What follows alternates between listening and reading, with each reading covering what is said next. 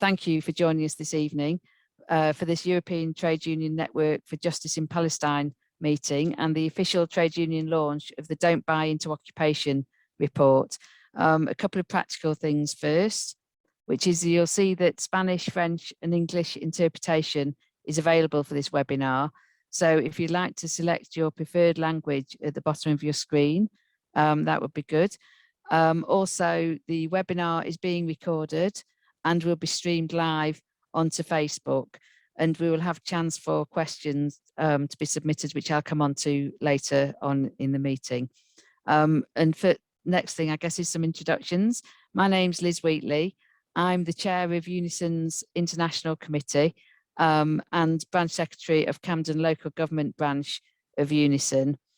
For those of you who are unfamiliar with the European Trade Union Network, we're a network of 35 European trade unions, and we're campaigning for an end to European and corporate complicity in the occupation and in support of Palestinian workers' rights. And we're really proud to be part of the Don't Buy Into Occupation campaign and to provide a strong trade union voice in the coalition. Of course, many of us who are active on Palestine are well aware of how corporate complicity contributes to a really serious violation of international law by sustaining the illegal settlements in the West Bank. It's something that the European Trade Union Network has documented in its report on European complicity as well. The Don't Buy Into Occupation report demonstrates the sheer scale of the complicity of European financial institutions in the occupation. And as you'll hear, the figures are quite frightening. They're really quite shocking. So ending this is fundamental to ending the occupation. Over this course of this meeting, we've got a number of great speakers about the report and about the situation in the workers for workers in the settlements, and about campaigns that are taking place to tackle corporate complicity. What I'll do actually is introduce the speakers as they come up, rather than doing it in one go now. Then when we've heard from them, from the panel, there will be a chance for questions and answers. The technicalities on doing that is if you could put your questions using the question function in Zoom. So if you type your questions in there, if they're for a specific panelist, then let us know that as well. Say it's a question for X person.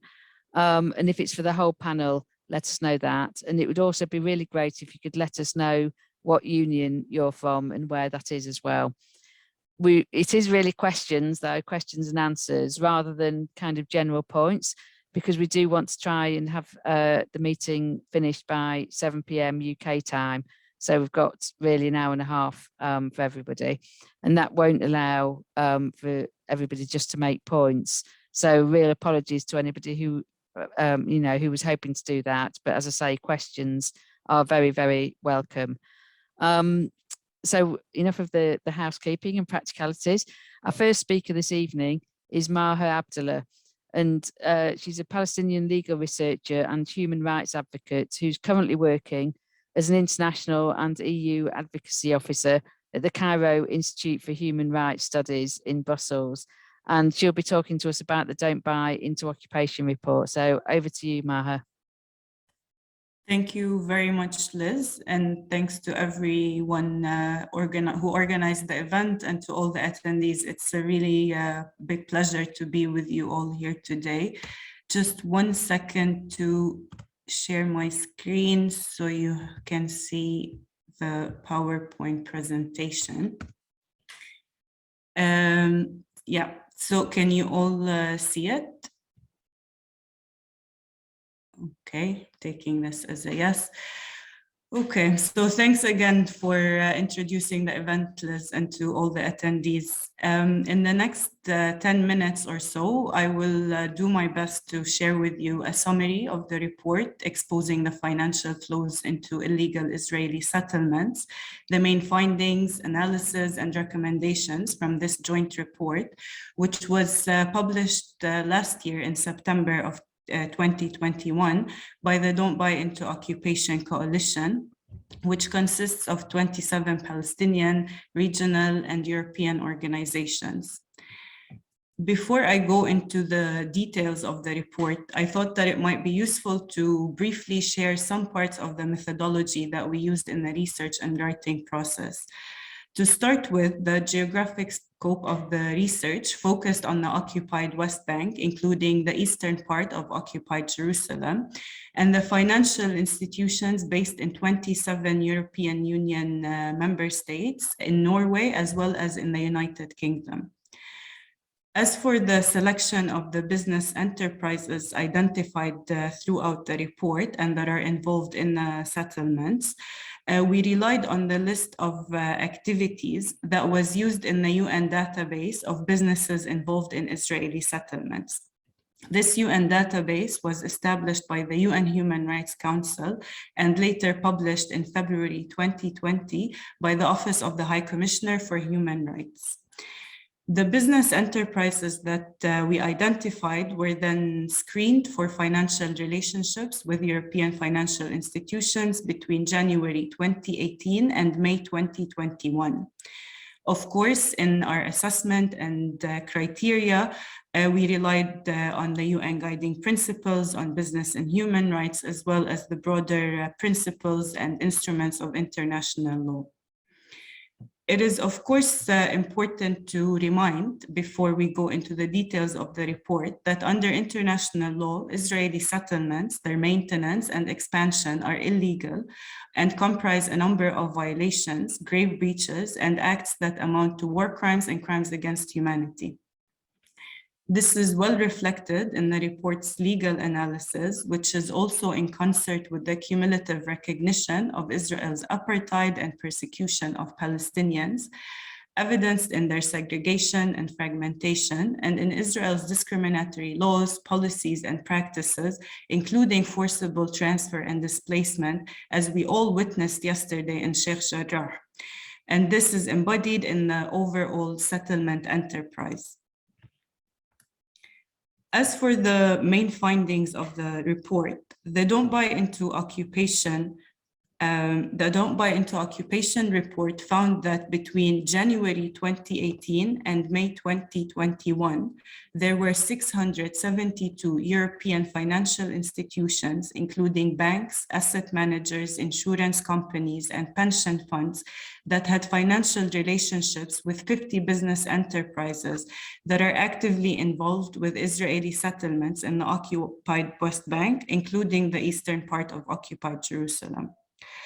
During this period, $114 billion was provided in the form of loans and underwritings to these 50 businesses identified.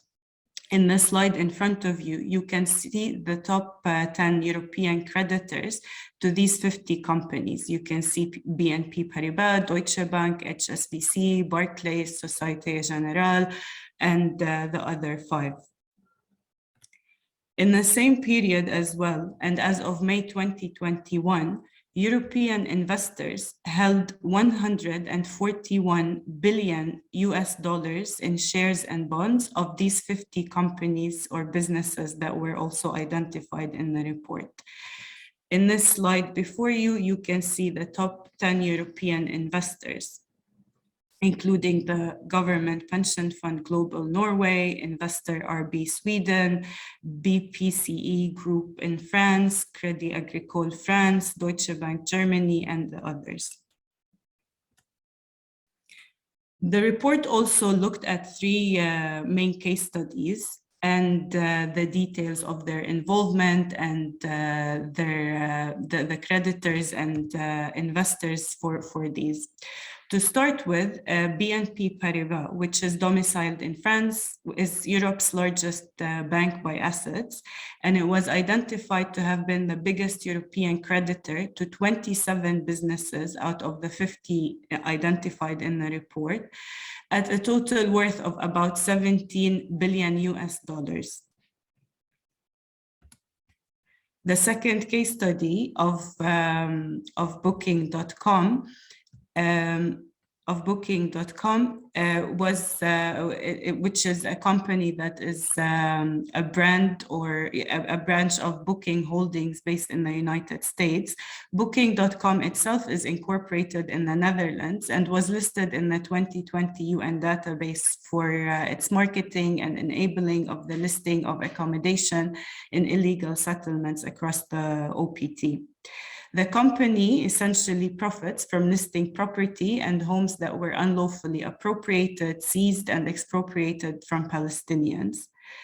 The report, the Don't Buy Into Occupation report, found that Deutsche Bank, BNP Paribas, HSBC, and Standard Chartered provided $590 million in loans and $1.6 billion in underwriting services to Booking Holdings between January 2018 and May 2021. It also found that the four largest investors in Booking Holdings are BPCE Group, Janus Henderson, Crédit Agricole, and Government Pension Fund Global Norway. As for the third case study, which is of Heidelberg Cement, headquartered in Germany, and through its subsidiary Hansen Israel, it has been unlawfully exploiting the Palestinian stone reserve and resources for nearly 14 years now, particularly in the village of Al Zawiya. In the picture in front of you, you can see the quarry or parts of the quarry in Al Zawiya. The exploitation amounts to the crime of pillage and the destruction of resources and other serious violations under international law. The report found that Deutsche Bank, Danske Bank, BNP Paribas, and Crédit Agricole are some of the key creditors to Heidelberg Cement in Europe, providing $8.4 billion worth of loans and underwriting services. Deutsche Bank, Deca Group, and Crédit Agricole are also among Heidelberg Cement's three largest investors in Europe. All of these case studies, the three case studies of BNP Paribas, Heidelberg Cement, and Booking.com, have failed to align themselves with international standards, human rights, the UN guiding principles, and the OECD guidelines. In reality, these three, but also many other private actors, whether Israeli or multinational, unfortunately continue to pump and generate billions in profit from the Israeli settlement enterprise that feeds off the dispossession and oppression of the Palestinian people. Businesses and financial institutions bear a responsibility under international human rights and humanitarian law. Those that are directly and indirectly involved in an illegal situation like that of the settlements, illegal Israeli settlements, whether by financing, insuring, trading, supplying, or others, run a high risk of being involved in grave violations, war crimes, and crimes against humanity, including by facilitating and or contributing to them through their financial activities and relationships. As outlined in the recommendations of this report to financial institutions and business enterprises, they must conduct enhanced human rights due diligence to prevent and mitigate those risks. When the business is not able to mitigate those, they should immediately and responsibly disengage and cease all activities and relationships in such a context. Banks and pension funds that are providing the large sums of money for these businesses should also use their leverage and ensure that companies they invest in are acting responsibly and in line with international law. When they are not, they should immediately divest from them and terminate the relationship. Businesses and financial institutions cannot continue to follow the lead of the occupying power in legitimizing and normalizing the pillage and the destruction of Palestinian resources, and in exploiting Palestinian wealth and labor force, and in imposing a captive market and subjugating and coercing Palestinians into an economic dependency for the ultimate purpose of asserting colonial domination. Last year, there were two very positive examples coming from Norway of the KLP and the Norwegian Government Pension Fund Global, who took up the responsibility by excluding 19 companies and banks within their portfolios that are involved in or with Israeli settlements. As for the European governments and local authorities, the report presents a list of 16 recommendations. Obviously, I can't go through all of these 16 recommendations, but for example, one of them calls on European governments to ban trade with illegal settlements and to prohibit the import of settlement products and services into European markets. These are part of positive and customary obligations of third states under international humanitarian law. And lastly, in order to influence financial institutions, businesses, governments, and authorities, it is very important that we work together as NGOs, associations, trade unions, and civil society, especially in the absence of political will by states to take the necessary actions. Trade unions have long played an imperative role in standing up against oppression, racism, and injustice around the world, including in Palestine. So we therefore hope that trade unions will support the Don't Buy Into Occupation campaign, associated initiatives and activities, that they do raise awareness about the role of European banks and pension funds in financing illegal settlements in Palestine, and demand that these businesses and financial institutions stop contributing and being involved in war crimes and serious violations that are committed in Palestine, including those that are committed within the framework of the illegal settlement enterprise. We hope that trade unions will continue to call on governments and on businesses to ensure that enhanced human rights due diligence and environmental due diligence is carried out in relation to business activities and relationships in occupied Palestine, as well as other similar contexts of conflict and occupation around the world. You can find the full list of recommendations that the report provided, as well as the report itself, the case studies, and other resources available at the website don'tbuyintooccupation.org, which I believe has already also been shared in the chat box. Thanks a lot for listening, and I'm happy to answer any questions later on. That's brilliant. Thank you very much, Maha, for that, I guess, quick summary of what's a very important and comprehensive report. And I think it's, it clearly already is a really important asset for our campaigning, and hopefully will be into the future as well. As Maha said, the report has been put in the chat if you haven't already read it, but of course you can find it on the Don't Buy Into Occupation website as well. And as Maha said, she's happy to take questions. Just to, as I said earlier, if you have a question, if you look at the bottom of your Zoom, whatever, the Zoom screen, then there's a Q&A button as well as the chat. So use the Q&A function there so that we can try and get as many questions incorporated after the speakers as well. So I'm very excited about our second speaker, but he's not live as in with us on the call. It's a video. It's appearing by video from the West Bank. He's a Palestinian worker who's working in one of the settlements there, and therefore, you know, obviously does wish to remain anonymous.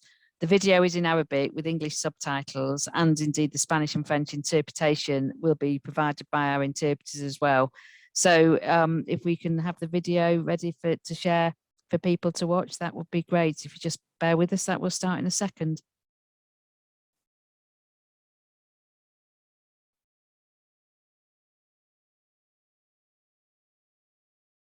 المقام على رأس السلفية. اشتغلت فترة 3 سنين. اشتغلت في مجال الحديد الإحدادي. طبعا أنا خريج جامعة من جامعة القدس، تخصص الاجتماعية.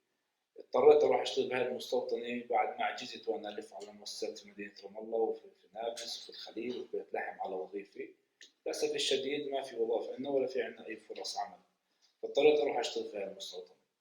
واشتغلت فترة 3 سنين هناك، والوضع كان سيء جدا جدا، ولقيت إنه الأفضل إنه أرجع وفي الآخر اكتشفت إنه أفضل أرجع للبلد عندنا، أشتغل في أي مجال، في الثروة الحيوانية، في الزراعة، في أي شيء، أفضل من الشغل هناك لأسباب كثيرة. من ضمن هاي الأسباب سوء المعاملة طبعا لعمال العرب، التمييز، العنصرية بالنسبة للمعلمين اليهود اللي هناك، الفرق بين العمال العرب والعمال اليهود في التعامل، صعوبة المواصلات، المشاكل الصحية كمان مع العمال العرب، الأشياء كثير. الأجور اليومية مثلا كمان، الأجور اليومية سيئة جدا. أي عامل عربي هناك لما بدهم يعطوه يومية أو بيشغلوه فوق ال8 ساعات، في منهم 8 ساعات، في منهم 10 ساعات، بيجي بعطيه 100 120 شيكل أو 130 شيكل. بينما عامل اليهودي بيشتغل هناك 6 ساعات 7 ساعات بعطيه 300 350. تمام. في كمان بالنسبة للاستراحة بأثناء العمل، عمل اليومي، أنت عامل عربي لك استراحة نص ساعة، بينما هو عامل يهودي كل ساعتين الاستراحة نص ساعة. تمام. كمان في أخرى شغلة كنت أنا والعمال طبعا متضايقين منها، بس كمان ما بتقدر تحكي لأنك أنت بدك بالنهاية بدك تحافظ على رزقتك، بدك رزقة بيتك. مش كثير منيح تحكي اللي هي توزيع العمل. يعني مثلا نشتغل في بناء، نشتغل في ورشة، نشتغل في أي شيء، بيجي بقسم العمل 1 2 3. الأعمال الصعبة بروح عليها عمال عرب، الشغل الخفيف كنا بعطوها العامل اليهودي أو حطوا مثلا مسؤول عن عمال عرب. طبعا بكونوا معبيين وصح من هذول العمال العرب، بدك تعمل معهم بقسوة، بدك تشد عليهم، بدك كثير الأمور سيئة يعني. فالوضع مش سهل، وضع صعب جدا. بعدين في شغله موضوع اصابات العمال. احنا عمال عرب، يجي اي عامل عرب وهو يشتغل في الورشه او في الموقع او في البنيان، يصير عنده اصابه عمل، ما بزموه باخذوه على اسرائيل جوا مثلا يعالجوه، او على مستشفيات اسرائيليه، او على اماكن طبيه صحيه في اسرائيل. لا، بتصلوا له على اسعاف اللي هي الاحمر الفلسطيني، او بتصلوا له على تاكسي اللي بسموه منير، بزموا باخذوا على المستشفى الفلسطيني يعالجوه. بينما عامل اليهودي وهو ماشي يدق مسمار بتلاقي كل الدنيا اتجمعت وبجيبوا له طياره هليكوبتر يزلمه من الموقع. هاي تمييز، هذا تمييز واضح طبعا. ومش كل العمال بتنتبه، وزي ما حكيت مش الكل بيرضى يحكي لانه الكل خايف على رزقته. هذا بحكي بشكل عام عن معاناه العمال في المستوطنات وفي المصانع اللي هي مقامه جنب المستوطنات. هاي المستوطنات المصانع في لها مخلفات. تمام. هاي المخلفات طبعا بتضر البيئة المحيطة حواليها، بتضر المناطق اللي السكنية الفلسطينية والقرى الفلسطينية اللي ساكنة حواليها. نسبة الأمراض بالنسبة للسكان أو الناس المريضة بالأمراض المزمنة يعني بالفترة الأخيرة ارتفعت نسبة عالية جدا بسبب هاي المخلفات المصانع والمستوطنات.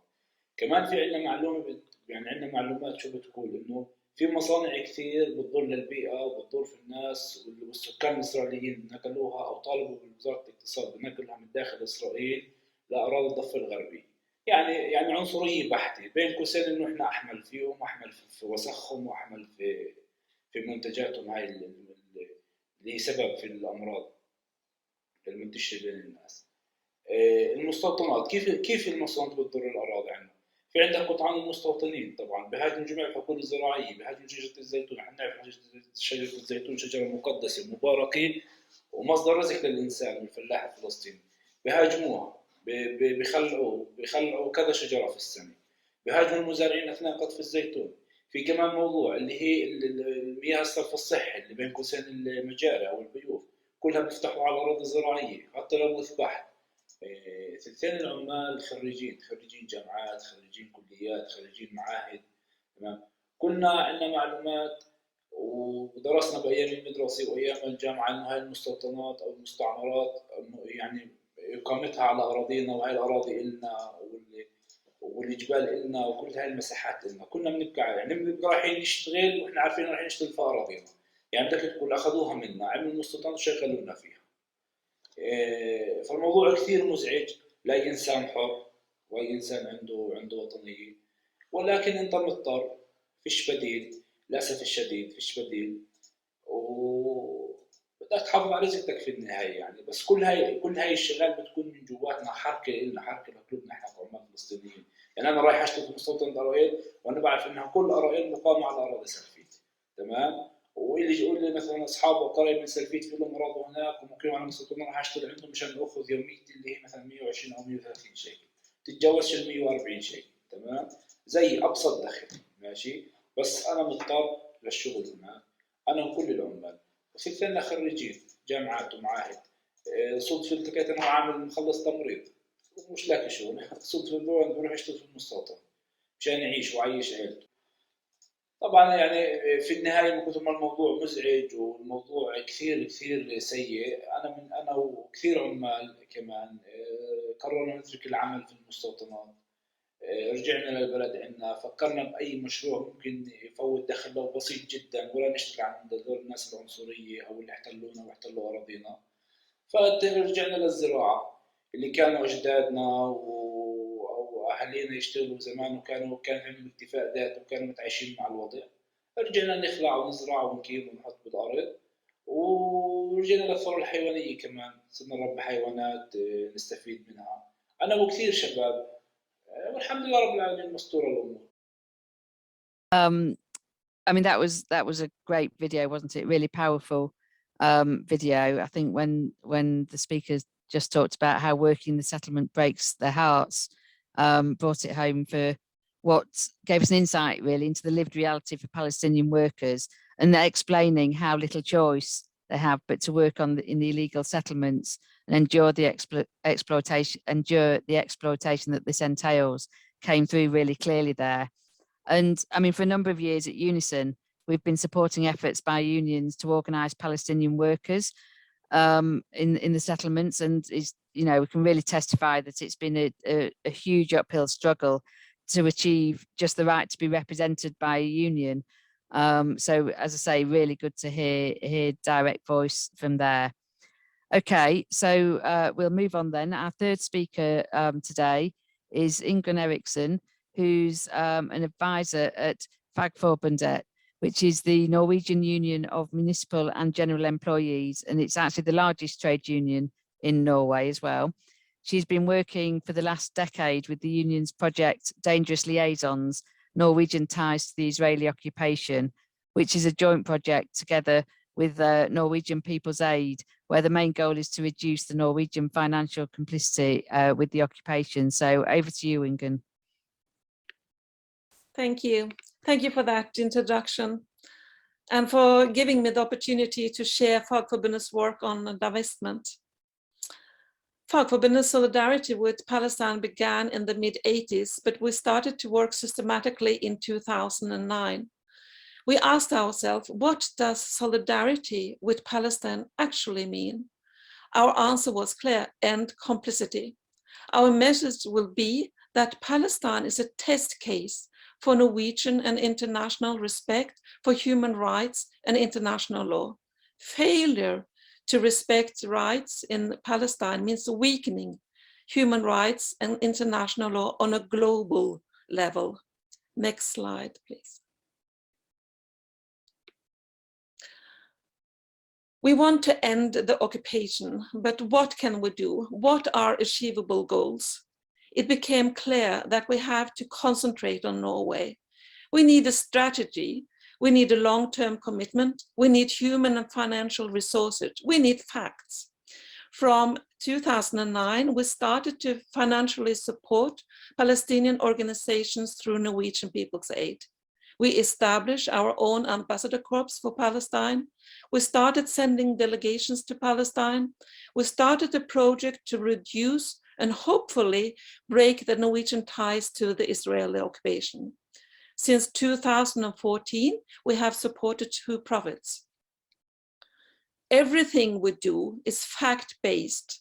Beside the information we get from our Palestinian comrades and what we see with our own eyes, we base our work on our own reports, other organizations' reports, the UN database. A vital part of our strategy is to have continual dialogue with financial institutions. We use political pressure and online campaigns. And we believe that it's important to join forces and be part of a national and European network. Next slide. Our first fact-finding mission was to investigate our governmental pension fund, the 13 largest private banks and funds, and the 4 largest Norwegian municipality pension funds.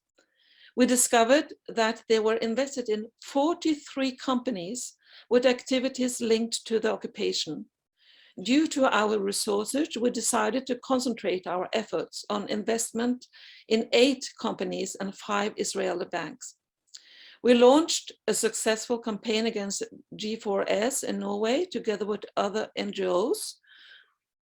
Fagforbundet decided to stop using HP. We had meetings with financial institutions. In our dialogue, we drew special attention to Heidelberg Cement, CMX, and the Israeli banks.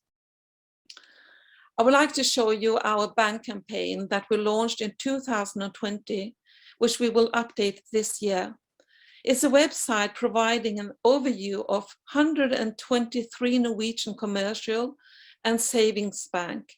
Nearly all of them offer funds with holdings in companies that are involved in the occupation.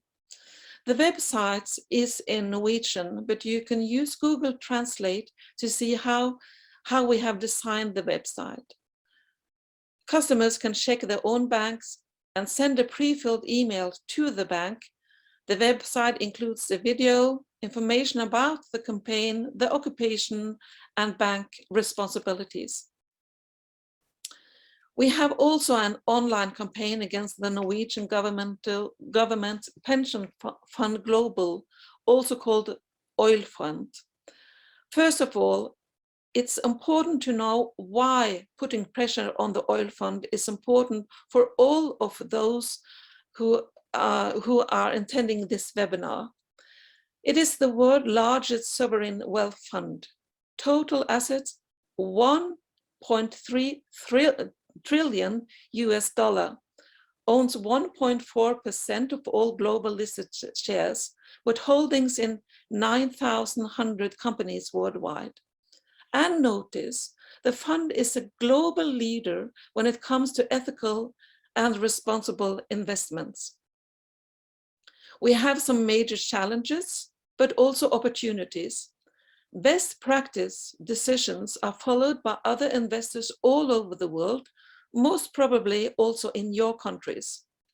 The fund follows international principles like UN Global Compact, UNGP, OECD Guiding Principle for Multinational Enterprises, but not the UN database, and that is a major challenge for us. From 2021, they started with pre-screening assessments, and this is a major victory for us. Active ownership is another opportunity for us. In 2020, they had meetings with 118 companies regarding human rights. The oil fund is used as a best practice example also in UN forums. But as the Don't Buy into Occupation report shows, the fund is also worst case not to be followed. The fund is heavily invested in companies involved in the occupation. We therefore ordered a report from 3 experts to show 1, the need for the fund to change practice, and 2, the need to follow their own ethical guidelines. This report was presented in the UN Forum for Business and Human Rights in 2019. To succeed in changing the practice of the oil fund, we needed to start mapping those who can influence. The oil fund itself, the Council of Ethics, the Committee on Ethical Guidelines, Parliament, the Ministry of Finance, and Ministry of Foreign Affairs. We also started mapping those who can indirectly influence: International Fora for Business and Human Rights, UN Special Rapporteurs, the UN Committee for Economic, Social and Cultural Rights, Norwegian trade unions and NGOs, international trade union confederations. These have all been directly in contact with the fund. I'm happy to say that the strategy that we are using has been a success. Here you can see the exclusions that have been done since we started. And if you remember the names in our 2 first reports, you will find them amongst the excluded companies connected to human rights violations in Palestine. We have used Storebrand as our best practice to follow. They excluded 9 companies in 2016 and have continued with new exclusions. Last year, KLP followed in Storebrand's footstep and excluded 19 companies. A major victory was also the 5 exclusions done by the oil fund this year. I'm also very proud to announce to you that we just got our first Don't Buy into Occupation victory this year. A Norwegian asset manager has excluded Booking.com from all their funds. So that is bravo for that. So what have we learned all these years? Be patient. There are no quick fixes. It is not enough to be right. Exclusions is the last option in UNGP, and UNGP is not binding. Dialogues means continually bringing new information to the table. Our own credibility will be tested. Be aware that we always lack vital information. The financial institutions often have details from their human rights meetings with the companies that is not known or available to us. Point to best practice. Point out that investments with links to the occupation are a financial, reputational, and legal risk. Find the balance between work behind the scene and naming and shaming. Join forces, Don't Buy into Occupation have been a real boost for the work we do in Norway. Let me come back to the question that Fagforbundet asked ourselves in 2009. What does solidarity with Palestine actually mean? Solidarity is a verb. Therefore, please join the Oil Fund campaign. Send a pre-filled email to the Oil Fund and be a part of the pressure that can end global complicity with occupation. And you will find the link in the chat. I have come to the end of my presentation, and thank you so much for your attention. Please feel free to get in touch if we can be of assistance in your campaigns. Thank you so much.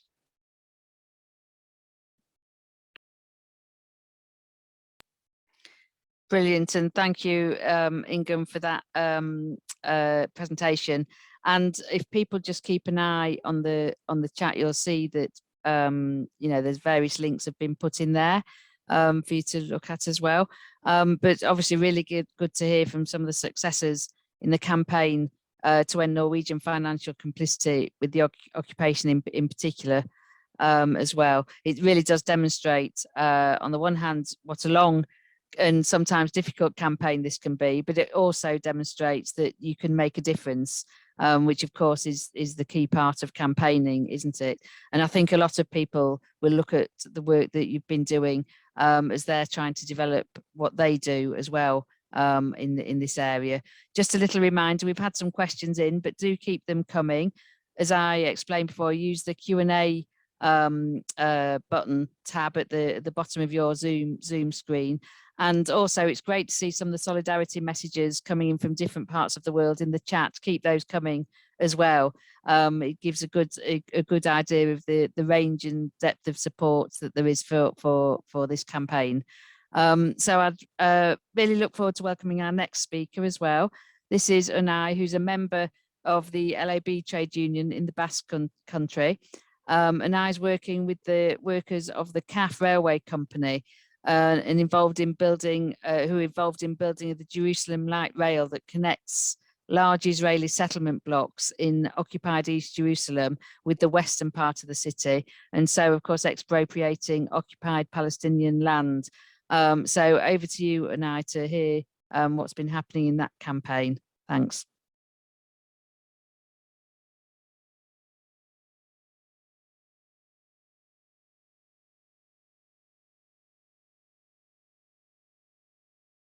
Are we able to unmute Unai, please?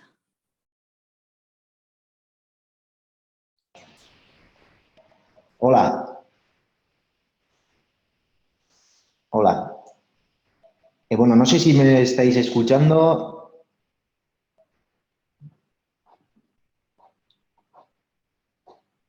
Bueno, como ha dicho, yo soy Unai Aizpuru. Soy miembro del sindicato LAB y, bueno, aclarar que en concreto soy responsable de industria del sindicato en la comarca de Goierri, donde está situada CAF de Asain, la planta de CAF de Asain, y de donde es originaria la la empresa. Entonces, bueno, era aclarar que yo no soy directamente trabajador de CAF, no he vivido el proceso en primera persona, pero bueno, sí que he conocido y seguido la dinámica de primera mano, pues a través de los representantes de los trabajadores de LAB en CAF. Actualmente, bueno, pues somos el sindicato mayoritario más votado y por ende, pues con más representación en el comité de empresa.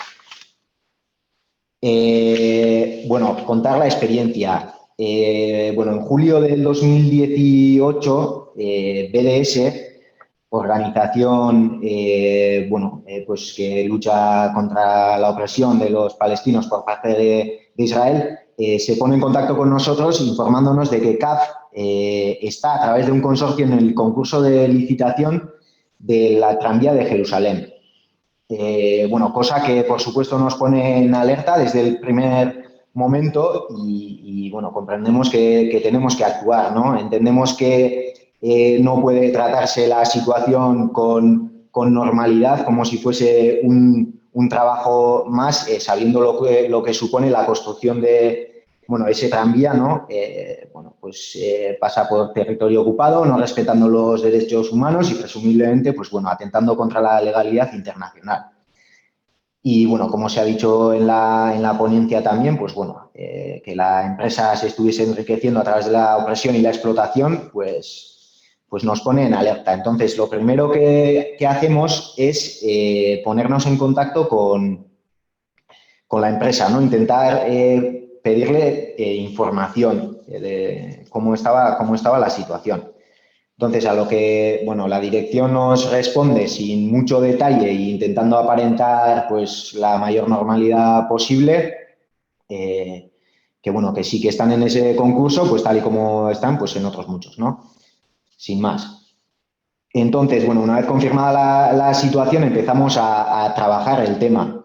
Y empezamos a trabajar el tema desde la base que hemos tenido desde el principio, entendiendo nosotros que lo mejor sería dar una respuesta lo más mayoritaria posible, intentando aglutinar la respuesta intentando aglutinar en esa respuesta pues, a los demás sindicatos pertenecientes al comité de empresa, intentando proyectar que la mayoría de la plantilla, una amplia mayoría con unidad y determinación, pues rechaza, ¿no?, lo que la empresa estaba haciendo, la actuación de la empresa de participar en ese concurso de licitación.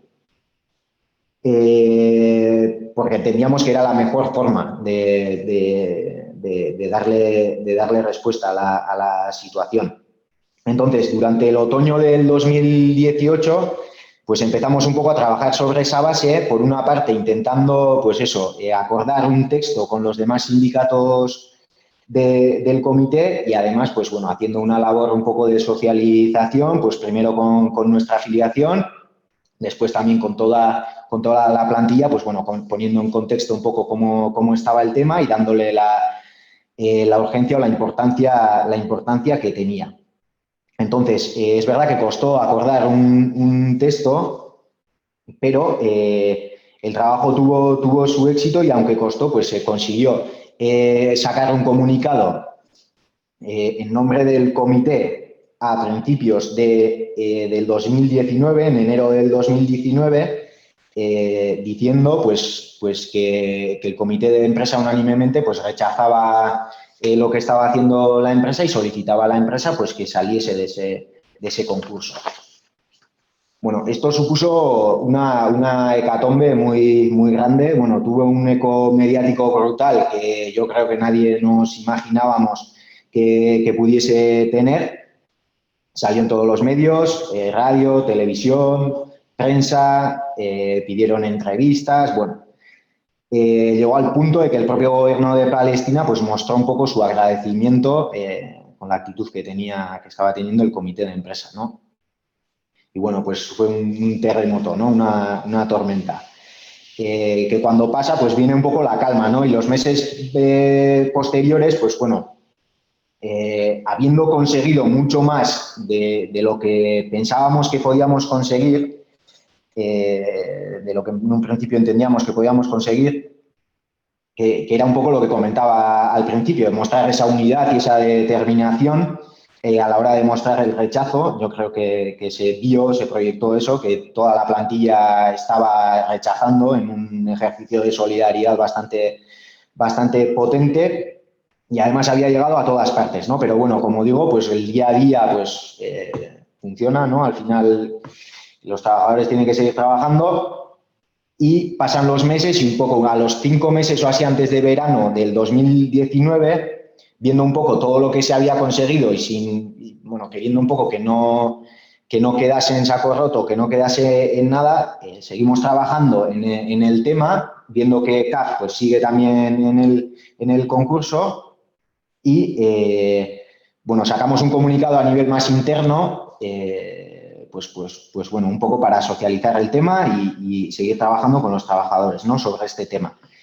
Es verdad que en este comunicado vemos que, bueno, mantener esa unidad a nivel de comité pues no va a ser fácil, ¿no? Pero bueno, se consigue sacar.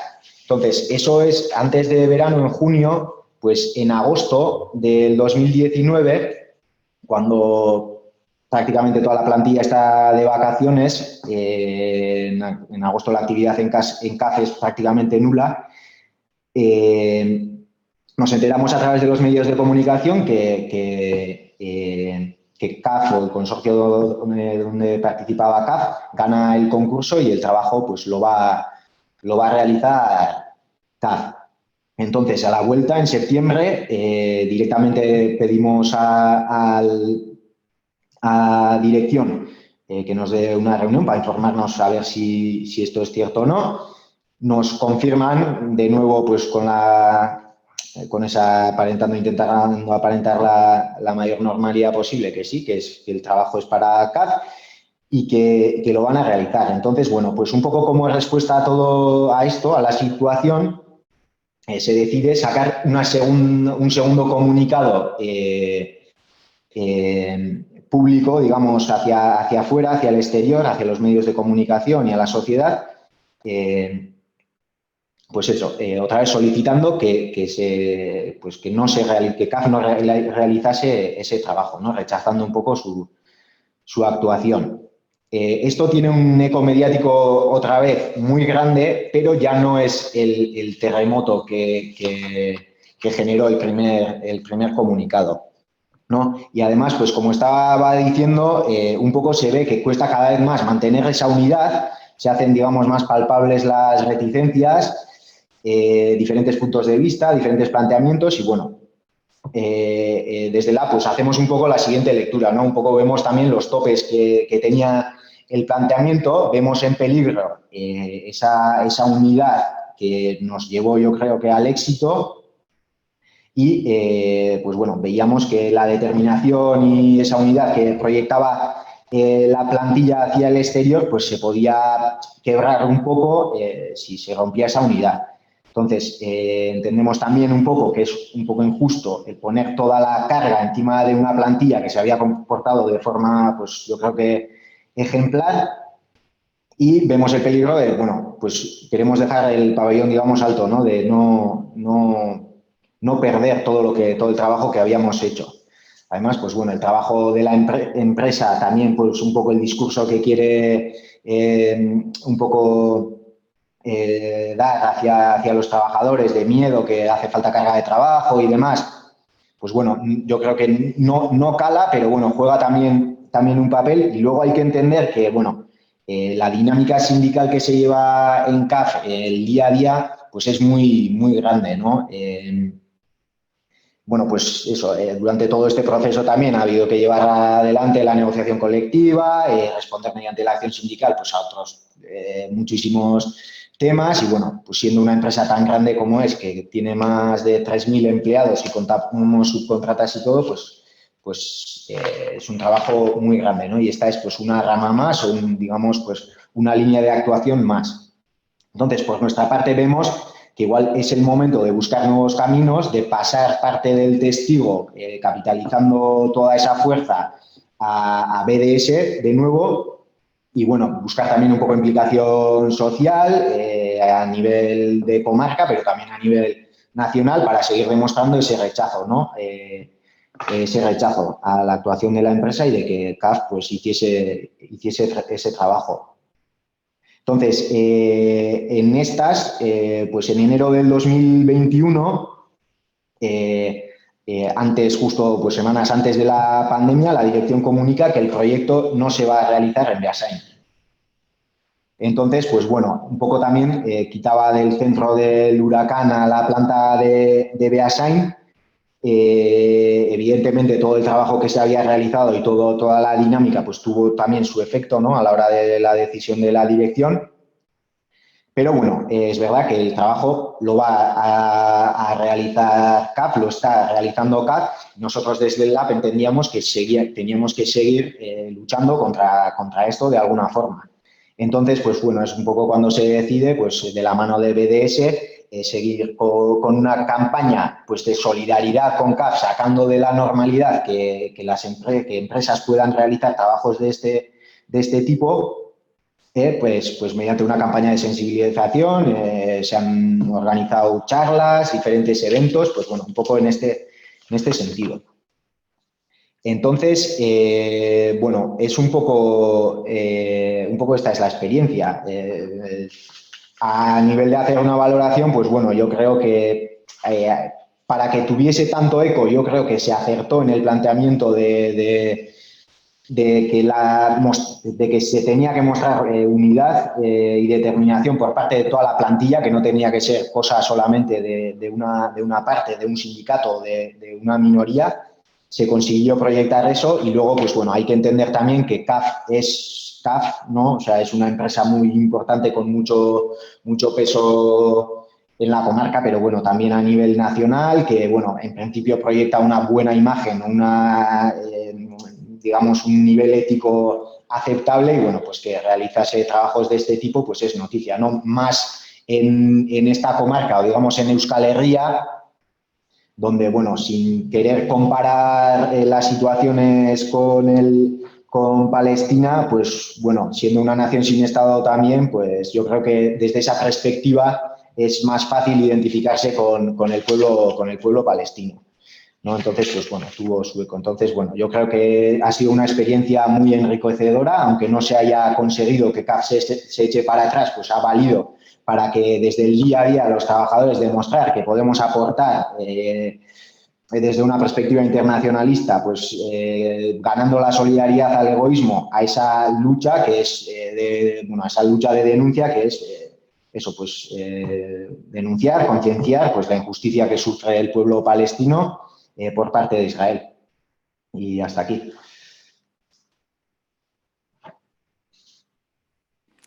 That's brilliant. Thank you, Unai, for that description of the campaigning that you've been doing. You're absolutely right. It shouldn't be left up to, one or two small groups of people. It should be as big a campaign as possible. And also not just to stop those who've already invested, but to put off others from doing it as well.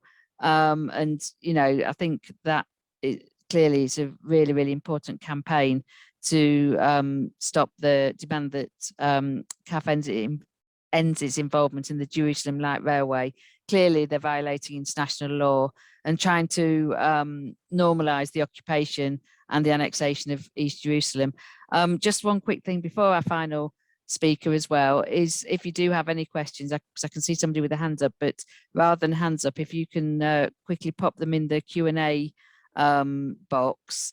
It's at the bottom of your Zoom screen. We've had some questions come in, so we'll be taking those after our next speaker and then trying to make sure that we come back on as many as possible. So our final speaker this evening is Koen Vanbrabandt, who's the International Relations Officer for the Belgian Socialist Trade Union, Centrale Générale FGTB. His union has been involved in solidarity with Palestine for more than 10 years, combining political action and supporting a concrete project for work in the stone industry in Palestine. His union took the initiative to introduce motions in several European and global union federations, and he's been active since the beginning of the establishment of the European Trade Union Network for Justice in Palestine back in 2016 and is currently the chair of the network. So over to you. Thank you, Liz, and good evening, everybody. On behalf of the steering committee of our European Trade Union Network, we are here gathered, and I'm happy to see almost 100 attendees to this webinar from more than 10 countries, not only from Europe, but you also see people from Canada. I see there's some people from Palestine as well, which is, of course, very welcome. So I think that the previous speakers all gave us a really good and concrete update about not only the findings of the Don't Buy Into Occupation report, but also the impact as it has on our Palestinian colleagues and workers, and also what trade unions concretely can do, as Ingunn has pointed out. So we have other examples, and we will elaborate this more in a leaflet that is coming up. What I want to do as in my intervention is speak a bit about what we will do the next upcoming weeks and months, what the ETUN stands for, and what kind of campaigns we will develop in the upcoming period. So we are an active network. I think that's important. We've written a lot of reports and leaflets, but we also do actively campaigning on the streets and whatever is possible in our trade union hands to make things change. We are an active network, and we also hope, and it's a reach out to other unions that are attending us here tonight, that they will also join ETUN and join the campaigns that we have put up. So a couple of points then about our upcoming actions. So there's a week of action in Don't Buy Into Occupation that will start on January 30th, so in a couple of days. And we are preparing, and it's almost ready. We've made a 4-page leaflet that will be available in 4 different languages with our specific trade union recommendations and our call to trade unionists to support Don't Buy Into Occupation. And we have developed 10 specific recommendations for trade unions. I think Maha already shared it on the screen. I'm not going to do it now because we have to wait until we finalize the leaflet, but then everybody who is attending this webinar will automatically get it because you have subscribed. So this will be announced very shortly. It goes from raising awareness among our affiliates, support the development of national due diligence legislations, and take actions toward pension funds, exactly like Ingunn has pointed out. We will also present case studies of what trade unions can do concretely, and this is coming up. So, but like I said, we are also an active organization. So we also will be involved in physical actions, in action on the streets, really to raise awareness. So we know already that several of our members, trade union members, together with NGOs and together with all other associations that are part of Don't Buy Into Occupation, will do concrete campaigning in the first week of February. And we know as trade unions that what we do is negotiate when where possible, but action when needed. So that is what we will do actively. So we know already that in Holland, in France, in several cities, and also in Belgium, we will have concrete actions in the first week of February. In Belgium and in some of the other countries, we are now mainly focusing on the banks. We have seen in the top 10 that BNP Paribas Fortis, I will call it Fortis, is on the top, is the first one on the list. So we will not forget about the other banks or financial institutions that are involved, but mainly now we will focus on Fortis. And it is not as a surprise that until now they have not reacted publicly on it. For example, in Belgium, we have sent out 1,000 letters from customers, trade unionists to the bank. There was no reaction.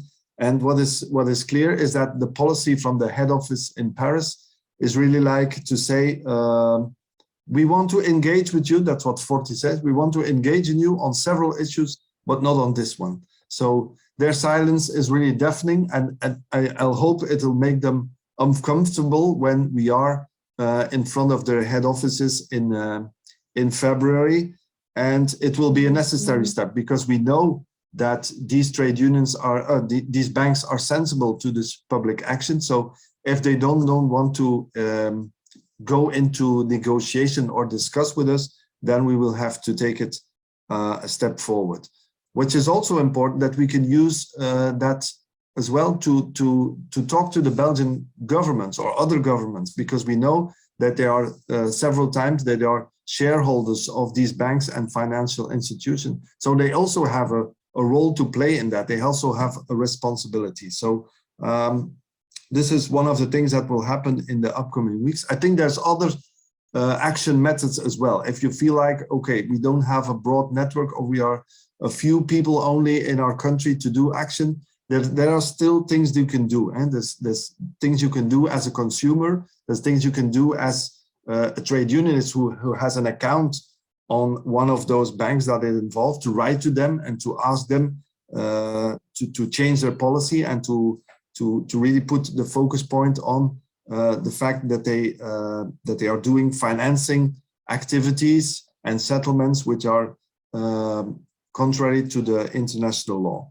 So one of the other things that ETUN will also do in the upcoming weeks is to contact the UNI Global Federation. UNI is a very big, important player in the trade union field, because they organize all the workers in the bank sector, in the pension funds, but also in tourism. And as we know, Don't Buy Into Occupation not only focuses on banks, but also, for example, tourism, booking, and all the others that are mentioned there. So they have a key role. And what is good is that we have, as several trade unionists, members of ETUN, but also others who are not members of ETUN, we have raised this issue several times, and we have introduced Congress motions to both the Uni Europe Congress, this was this year, but also to the Uni World Congress that took place in Liverpool a couple of years ago. So that made that there's a very good, solid resolution of this Uni Global Federation. And now I think it would be good if they could also be involved and to do what the report says and to put the recommendations into practice in the favor of due diligence. I think we must not forget, we're talking a lot about financial sectors and things what you do. We as ETUN and our individual members, we follow the situation in Palestine every day, and we know what's happening on the ground. And we did several other webinars in the last months also. We know that again this week, and it's a very important issue, that houses were demolished again in Sheikh Jarrah. We know that there are daily attacks of settlers towards Palestinians. We know that Palestinian workers are exploited every day. And we know that young people, activists, lawyers, human rights defenders are put into jail.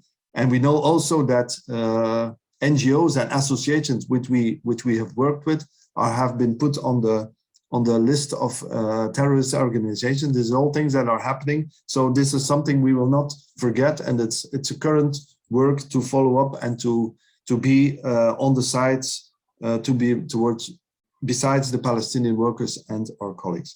So in February, other things will happen. It will be a very busy upcoming months. We have been in contact with the International Trade Union Confederation, and they are starting to raise a petition that will start in February, a petition calling the UN for an update on the database. And what is important is that we don't only want an update, because it's been 2 years, and we know there's an enormous pressure on the UN not to update the 112 companies. But what is important is that it is really updated, but also that the span, the scope of the study will be expanded. We have done that in the Don't Buy Into Occupation reports. We have taken some other standards that are really important, which is not contradictory to what the UN has done, but complementary. And that would be really good if the update will be there and if the UN could do their expansion. So we're looking forward to this petition by the International Trade Union Confederation. And 1 month from here, on February 20, we will launch, I said ETUN will be part of it, but there's a broad European coalition that will launch the Citizens Initiative, European Citizens Initiative. This is a campaign to collect 1 million signatures, specifically to stop all trade with illegal settlements. Why this 1 million? Because that's the rules of the game of this European Citizen Initiative. You need 1 million signatures from people from Europe that are, of course, member of the EU. And once you have those 1 million signatures, then you can address and push the European Commission to really put the issue on the table, and then we can make a legal act that officially ends the trade. So that's an important campaign, again, as well, in which we will be involved. We know that 1 million is a lot, and therefore we need to address this on a European scale. It's relatively clear. We can play a role in it, and we also call here for individuals and other trade unions to join in as well. The material there is in progress. There will be a website shortly out, I think also in the chat, because we know that the EU, and that has also been a key point of ETUN, we know there's European and corporate complicity, and we think that this should end. And therefore, we will do this campaign, and to be prepared is already half of the victory, because as Ingunn has shown, it is necessary and important that we as trade unions can make some victories possible. We know it's very hard work, and I congratulate Fagforbundet and Ingunn once again for the work that she's been doing daily and even for the last couple of weeks. So this is what I wanted to contribute tonight. There's big efforts coming up, but we will do it. And as we say, as trade unions, together we stand strong. Ensemble on est plus fort.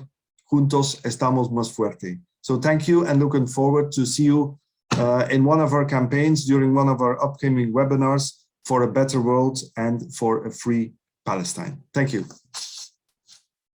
That's brilliant. Thanks. Thanks for that, and giving us a little bit more of an overview of the work, and indeed making sure that we're prepared for February, for a busy month coming up.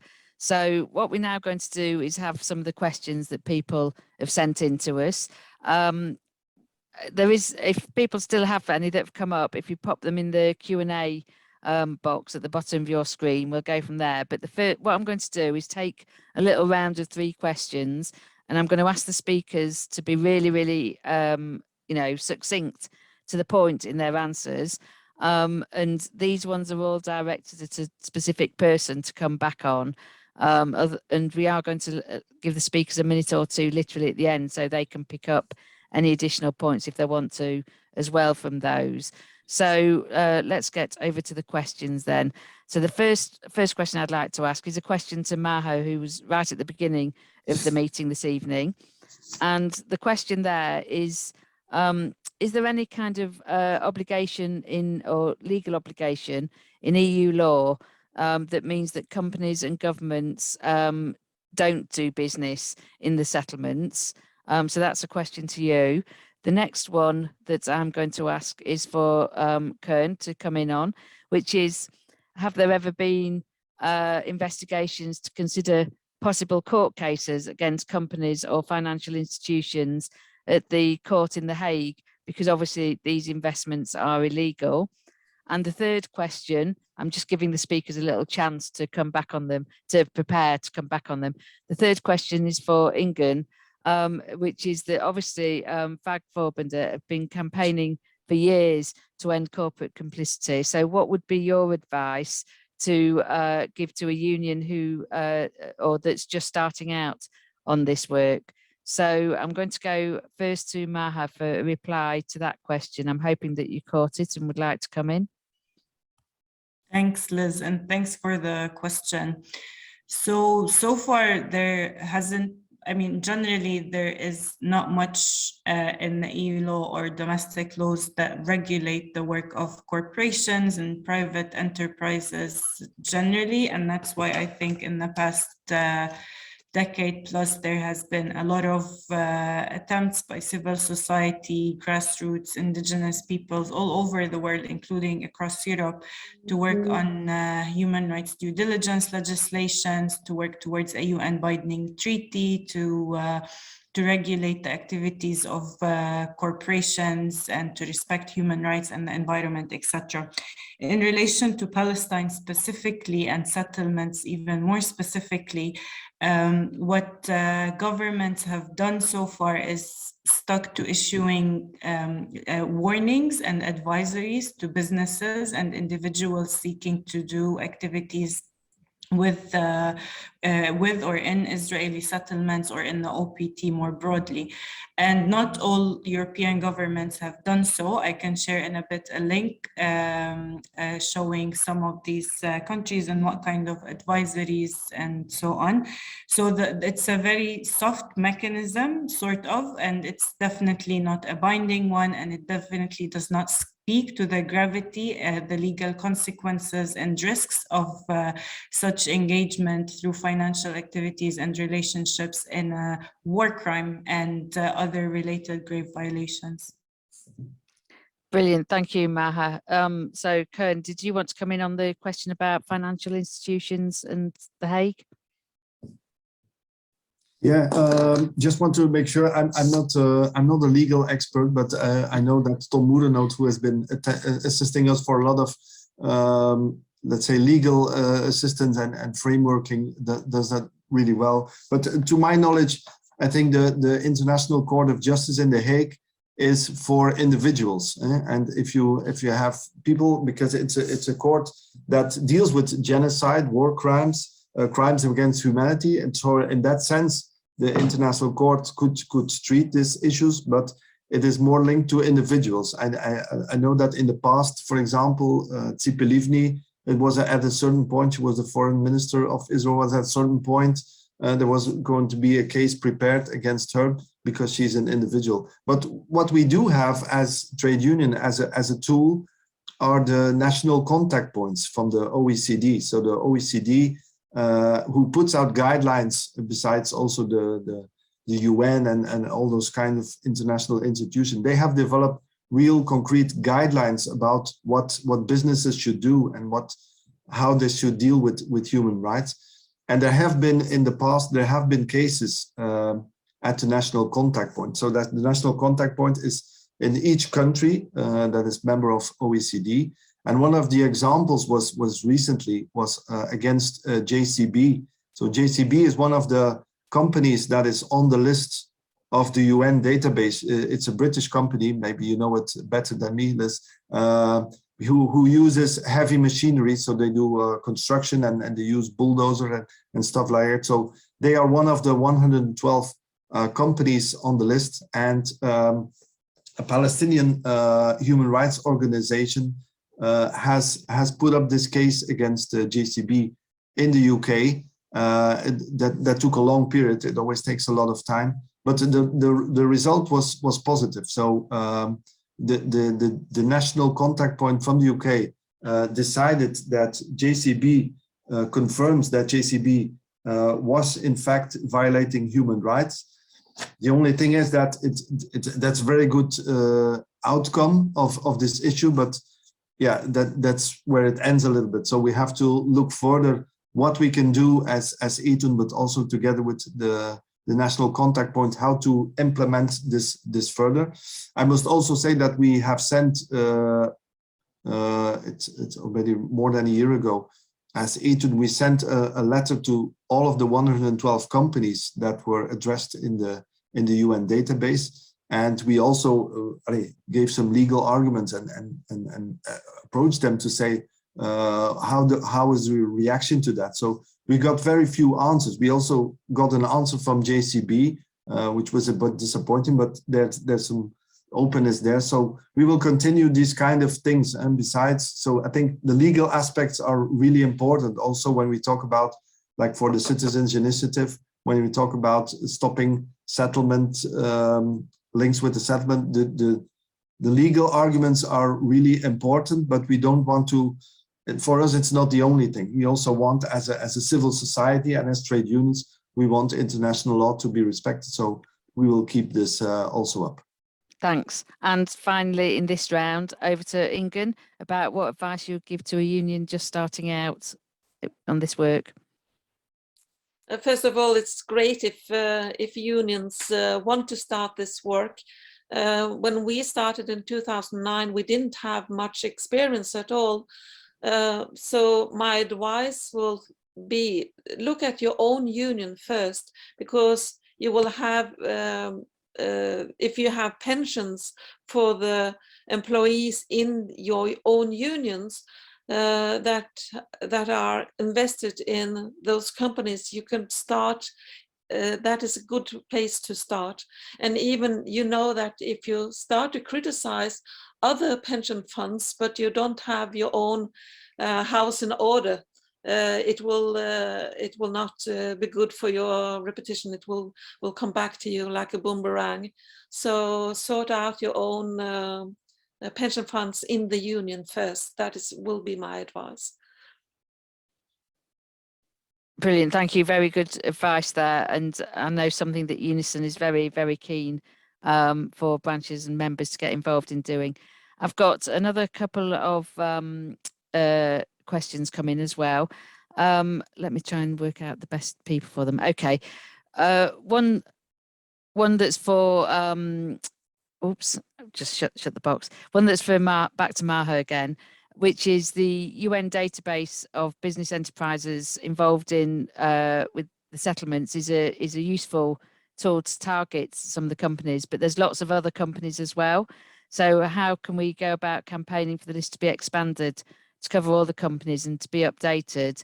So that would be one for you, I believe, to come in on. One that any of the panelists actually might want to come back on a couple of the others that I've got is, are any of the trade unions in contact with their governments in regards to business with the Israeli military? And are there any initiatives to leverage European governments to stop their cooperation with the military? Is a next one. And a third question here is, has there been any campaigning directly involving the ILO? I'm going to ask people to be really quick on their answers to those. And if people on the panel want to indicate by unmuting if they want to come in on any of the ones after Maha has done the first one. Okay, so I'll take the UN database question. And unfortunately, as Koen already mentioned, the UN database hasn't been updated since its publication in February 2020. And that's largely due to an obstruction in the process due to political interference by Israel and other states, potentially companies too, to obstruct the work of the database. The UN Office of the High Commissioner has constantly hid behind the justification of the lack of resources or budgetary constraints or in clarity about how the mandate should be carried out annually as instructed by the Human Rights Council resolution in 2016. So in summary, I think we're up against a lot of political pushback by some of the most powerful states and entities against this UN database. But we have been working closely with a lot of organizations and groups and activists in order to collect more information and send it to the Office of the High Commissioner about specific companies that have not been listed in the first UN database list. Including CAF, for example, and I had shared that in the chat box earlier. And we have been encouraging all people with information about companies and businesses that are involved in a settlement enterprise to send those to the Office of the High Commissioner in Geneva, to the MENA desk. And apart from that, the petition that was mentioned is extremely important. We need as much continued global and public pressure to be exerted on the UN in order to go back and fulfill its mandate in its entirety. Thanks, Maha. Just I was about to say, can you wind up as well? Is there anybody who would like to take the question about trade unions contacting their governments regarding business with the Israeli military, or trying to end cooperation with the military. Is there anybody who would like to come in on that? Okay, Koen, if you want to unmute. Yeah, well, just very briefly, we haven't engaged. I'm talking now with my hat as a Belgian unionist and talking what we do at Belgium level. I think we have engaged several times with the governments and with all political parties, and we do like very regularly do briefing towards them about the situation. I think the general idea of ETUN is that we want to stop all European complicity, and therefore we have since the beginning we have asked that the EU-Israel Association Agreement should be suspended because it's in violation of Article 2 and in violation of human rights. We have also asked that military agreements will be suspended or stopped because they're used to oppress the Palestinian people. We have all this Horizon 2020. That's another example. So more in a general way, we have addressed all these issues regularly towards governments, but also towards members of the European Parliament. I can recall that a couple of years ago, we went with a delegation of ETUN. We went to see several members of European Parliament here in Brussels, with people from Spain and Norway and the UK as well, just to make sure that we have a broad basis. And we also ask those kind of questions to members of Parliament and seek there some alliances with members of Parliament that are open to this kind of question that could help us raise these questions about military involvement. Brilliant, thank you. And is there anybody who would like to answer or pick up about whether or not there's been any campaigning directly involving the ILO? I'm not sure if that may well be you again or not, Koen. Well, yeah, what we're mainly focusing now, because there's a lot of work to be done, it's obvious.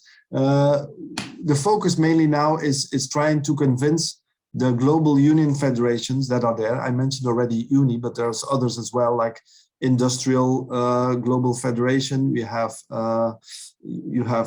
Building and Woodworkers International. So all these big global federations that unites trade unions all over the world. We try to work with them and try to push them to have good motion, but also put them into practice, because that's sometimes where there's a very good motion, but again, then it needs to be put in practice. I think the ILO could be an instrument. This should be more a role that the ITUC would play.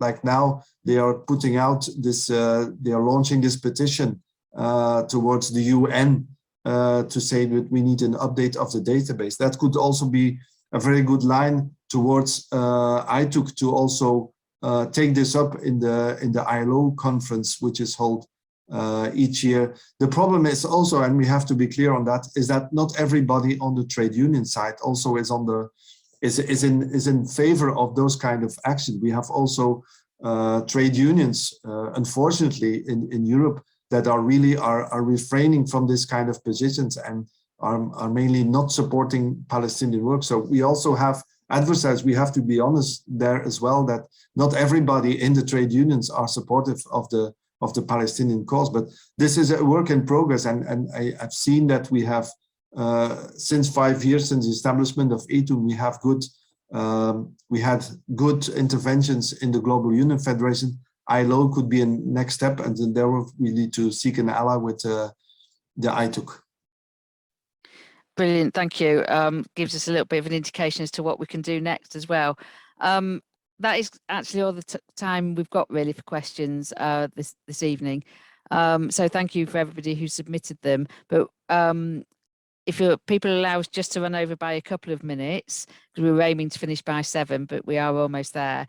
I just think it would be worth asking everybody on the panel if they've got any last comments that they'd like to share, and whether or not, if they could include in that, maybe what your message would be to somebody who works in one of the complicit companies, but of course has been told by them that they provide really good jobs and life would be worse for Palestinians without them, and they're helping to build peace, because that's an argument that people do sometimes come up against as well. So if we do the order in which people first spoke in the introductory part of the meeting. So I guess over to you, Maha, first, and you'll be followed by Ingunn, but do try and keep it very brief. Thank you. Thanks, Liz. I think for my concluding remarks, what I would say is that we heard what the fellow person on YouTube spoke about working in settlements, and it is very true. And companies, whether Israeli or international, they often hide behind that justification that they are providing jobs for Palestinians, that they are contributing to Palestinian communities and so on. But in reality, it's very hard to see that contribution, and it remains illegal what is happening, the exploitation of resources, the exploitation of Palestinian labor and human resources, and to really put an entire population into captivity, economic captivity, so they are unable to build their own economy and produce and export and import without restrictions. So that is very problematic. And justifying the presence of illegal activities with Israeli settlements or with the wider occupation or apartheid regime does not mean that an illegal entity like the settlements becomes illegal or the violations suddenly are diminished. And that's something very, very important to keep in mind. And that has been acknowledged by different UN bodies and instruments over the years.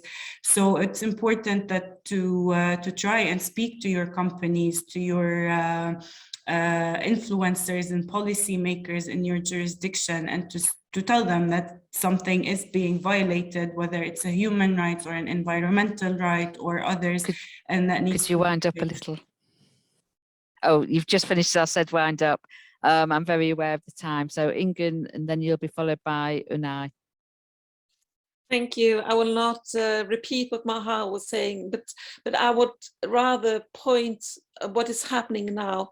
And that is so extremely important that we in the trade union and NGOs really take our responsibility to end the complicity. Because if we see what is happening, where the civil society shrinking space, we support many of those organizations that is so-called now terrorist organizations. So I think we really need to put all our efforts, and it's all about if we are going to respect human rights and international law. Thank you. Brilliant, thank you. If you'd like to come in, Unai. If you're able to unmute and come in.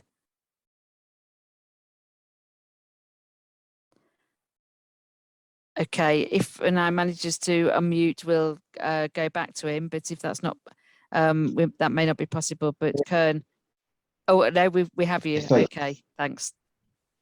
Bueno, sin más, reiterar un poco la idea que he comentado al final. Yo creo que si los sindicatos, ante situaciones como las que hemos vivido en CAF, hacemos planteamientos acertados, pues se puede conseguir que todos los trabajadores desde su día a día pues aporten a una causa justa, gane, como he dicho antes, la solidaridad y bueno, pues se termine aportando a esa denuncia, ¿no? De la causa palestina, sin más. Brilliant. Thank you very much, and for keeping to the point as well. So, Koen, if you want to come in. Yeah, just briefly, I have to be brief. So about raising awareness among our workers who work in those companies that are named and shamed. We've done this kind of work, and I encourage the trade unions to do so, because it's really important to have their support as well. We have my union in Belgium is organizing, for example, the workers in G4S. We are also organizing the workers in Heidelberg Cement that has a division in Belgium. So we do engage on these kind of discussions with them, because that's really important. And it's not always easy, and they also have this idea of this could be dangerous for our jobs if you check out too much those those companies. But sometimes we reverse also the question and saying that we ask for the companies from divestment in this very small part of the world. It's only in these illegal settlements where we ask them to divest. This will not harm the jobs here in Europe or in Belgium or in the UK. So that's an important one. So we engage with them on those kind of issues, explain what it's all about, and we have to do this kind of work. And that's also a role as trade unions that we should take up. Brilliant, thank you. And thank you very much for the panelists for keeping to time there. I'd also like to give a big thanks. If we were in real life, it would be a round of applause to our translators for keeping everybody informed during the meeting as well. Without them, I don't think any of us would have got as much out of it as we have been able to. And of course, a thanks to our tech team who've been putting links in and sharing all the reports and making sure that the right people were unmuted at the appropriate time and everything else. I think this evening's meeting has really made it clear how vast the devastation is caused by European corporate in financial institutions in Palestine, and therefore why we as trade unions have a real responsibility to oppose this injustice. So I hope that you all find the Don't Buy Into Occupation report really helpful. And even more so, that I hope that we see you as part of our networking campaign to end that complicity that sustains the occupation as well. So thank you everybody who's come along to listen for joining up as well, and good night.